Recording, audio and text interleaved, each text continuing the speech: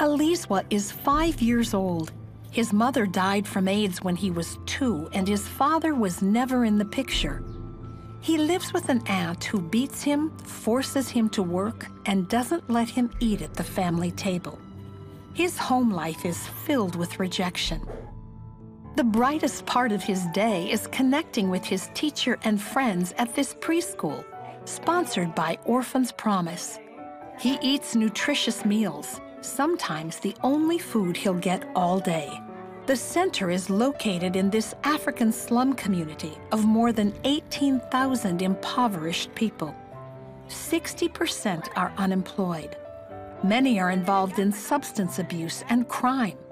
And the children wander aimlessly and unsupervised. Orphan's Promise sponsors 15 preschools in this community, involving more than 400 at-risk children. The program is so much more than ABCs and 1, 2, 3s.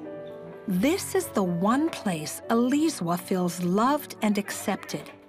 He's learning typical preschool things, but there's a sparkle in his eyes because this teacher is fulfilling his need for nurture, an important childhood building block he doesn't get at home.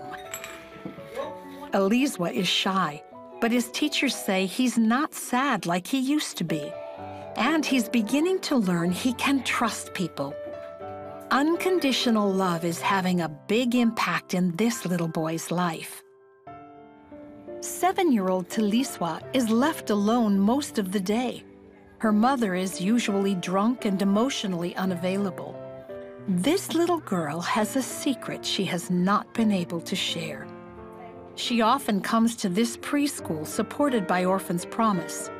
And on this day, the teacher was reading a Bible story about Joseph being in prison.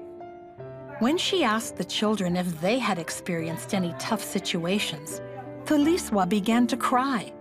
She didn't share then, but later when the children were playing outside, she told the teacher her secret.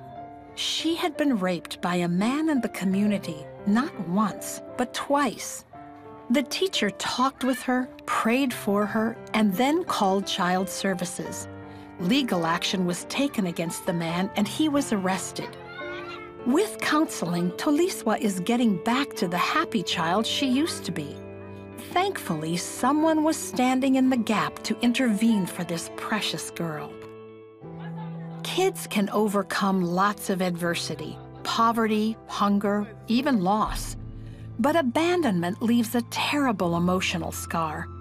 Since he was a baby, Sifamandia's mother was usually on drugs and would leave him for days at a nearby preschool or creche. The woman in charge became known affectionately as his creche mama.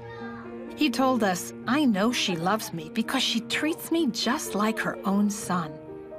Sifamandia is now 9. He still sees his biological mom in the community and even stays with her sometimes. But the love and support he receives from his creche mama has helped him remain in school and steadfast in his goals. He wants to become a doctor so he can help people who are hurting. We really believe he will break the cycle, leave the slum community, and become a successful, healthy adult. In at-risk communities like this, the teachers at our Orphan's Promise sponsored programs are a lifeline.